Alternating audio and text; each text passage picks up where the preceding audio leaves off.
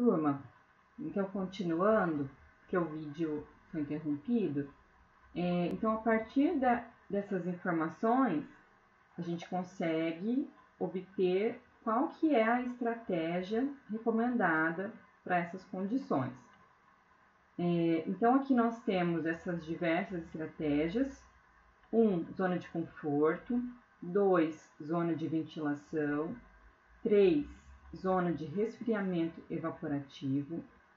4, aqui em vermelho, zona de massa térmica para resfriamento. 5 é a zona de ar-condicionado.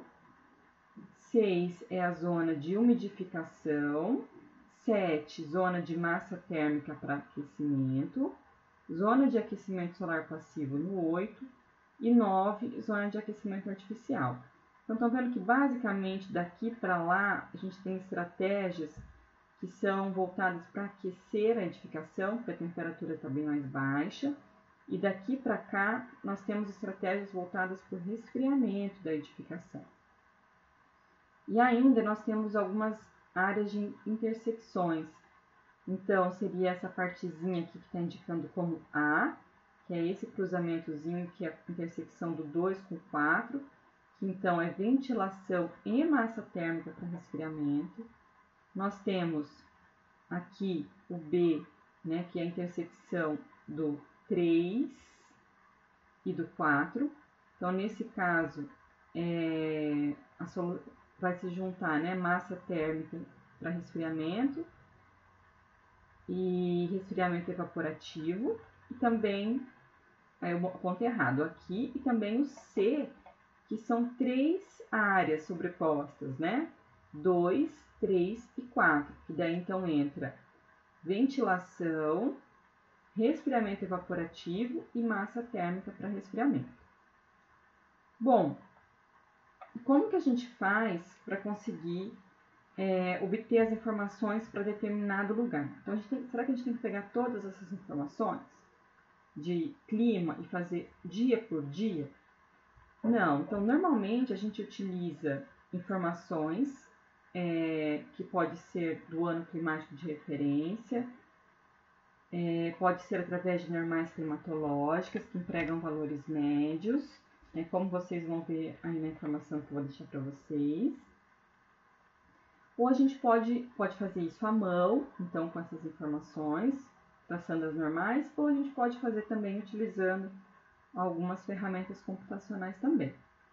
Tá? Para traçar as normais climatológicas, para vocês entenderem como é que funciona, tá? A gente precisa de valores mensais de temperatura média do ar, de temperatura média das máximas e média das mínimas, temperatura máxima absoluta e mínima absoluta e umidade relativa média, tá?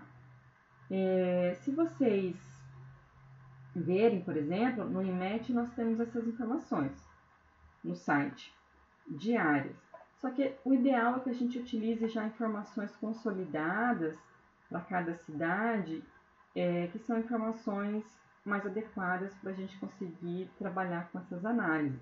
Porque às vezes a gente vai pegar uma informação de algum ano e esse ano não foi um ano muito comum, né? Por exemplo, pode ser que eu pegue informações desse ano e esse ano não faça tanto calor quanto normalmente faz. Então, eu posso acabar tendo uma informação equivocada para o meu projeto.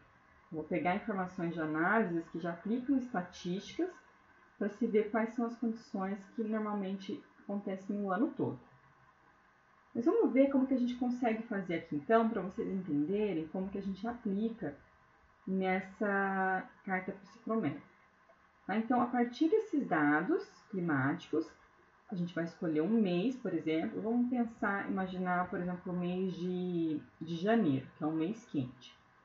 A gente escolhe esse mês e a gente vai traçar na carta psicométrica uma linha vertical correspondente à temperatura média.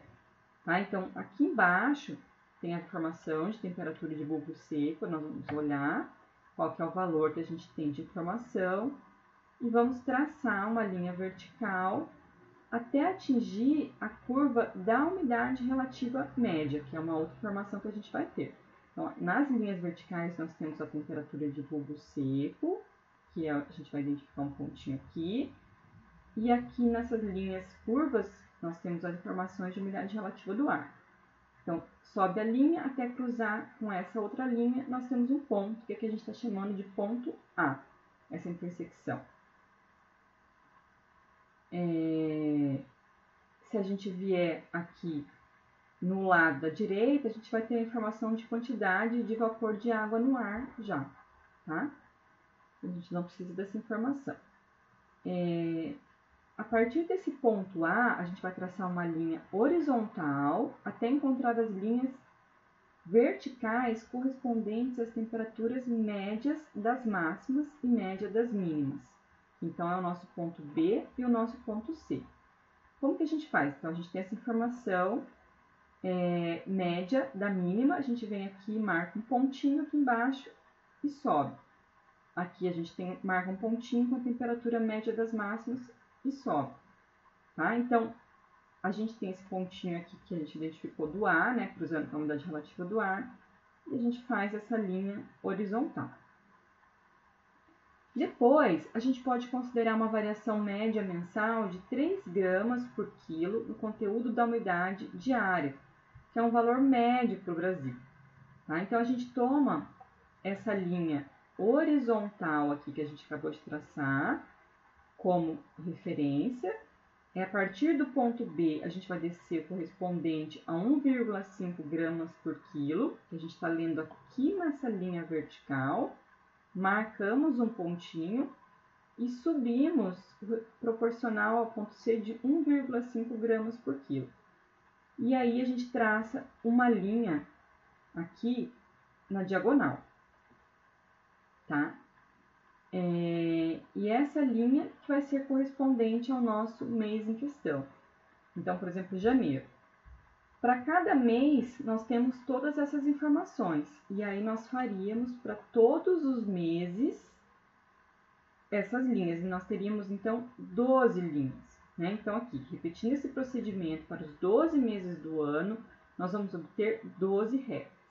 A relação das 12 linhas com as zonas da carta psicométrica fornece uma indicação visual do comportamento climático da cidade.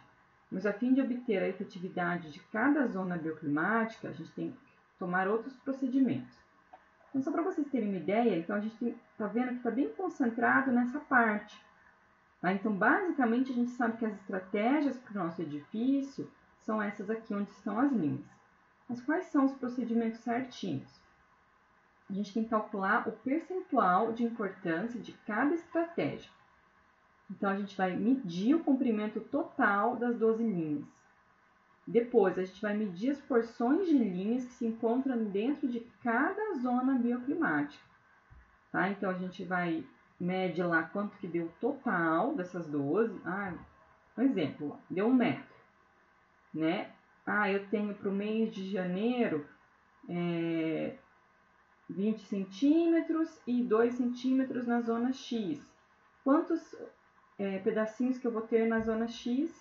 E aí eu vou calcular um percentual. Tá? A gente vai obter então um somatório correspondente a cada zona. Os percentuais de conforto térmico de cada estratégia são obtidos pela comparação dos respectivos somatórios com o comprimento total das 12 linhas. Então, a gente vai obter uma porcentagem. Então, tem tantos por cento de linhazinhas na zona de resfriamento evaporativo, tantos por cento na zona de ventilação. Vai ser mais ou menos assim que vai ser os nossos resultados, tá? Então, aqui, ó, dando um exemplo, né? Na zona de conforto, 20,3. Um comprimento em qualquer escala, porque daí não importa, tá? Poderia ser na 1 para 100, por exemplo. Tem 40%. Estratégia de ventilação, eu medi 11,6. Eu vou ter 22,8%. Como que eu soube essa porcentagem aqui? Eu soube porque o total dos comprimentos que eu fui medindo foi de 50,8 metros, por exemplo, tá, gente? Claro que não vão ser metros, mas se eu estiver usando a escala 1 para 100, por exemplo. e de 50,8 metros, eu tenho 100%. E por regra de 3, a gente vai obtendo essas porcentagens aqui. Mas assim, turma, né? A gente hoje tem alguns programas que fazem isso pra gente. Então, eu estou falando rapidamente para vocês entenderem como que isso é feito. A gente não precisa pegar esse diagrama e pegar essas informações e fazendo reta por reta. Mas isso é muito trabalhoso. A gente consegue ter essas informações em alguns programas que já tem também essa base de dados, ou procurar essa base de dados em outras bases bastante confiáveis também.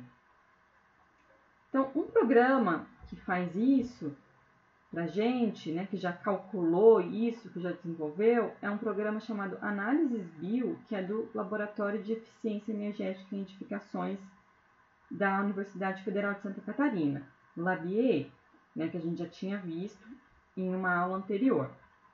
Eu vou mostrar aqui para vocês que eu estou com o meu programinha aberto.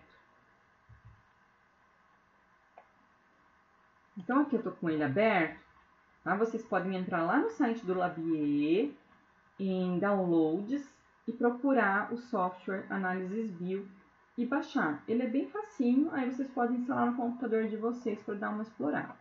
Quando vocês abrirem, ele vai ficar dessa forma que está aqui para mim, tá? Aí eu venho aqui em cima, eu tenho como fazer a análise bioclimática com os arquivos TRY, e eu tenho como fazer com as bioclimáticas normais. Aqui para mim, quando eu instalei, ele não veio com arquivos do tipo TRY, TRY. Então, eu não tenho como fazer essa análise aqui, eu precisaria baixar um arquivo climático. Mas veio com as normais, informações das normais climatológicas. Então, eu vou pegar aqui e vou clicar em normais bioclimáticas. Vai me aparecer aqui informação de país. Tem Argentina e Brasil só para essas informações. Eu vou clicar em Brasil. E no estado. Vamos pegar, por exemplo, então, Mato Grosso do Sul. Infelizmente, gente, nós não temos aqui as informações para Jardim, tá?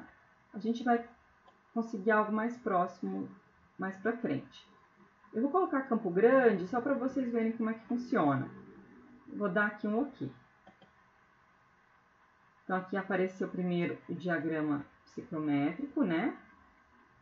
Vou colocar aqui, ó, plotar zonas bioclimáticas, zonas. E ele traçou as linhas, tá?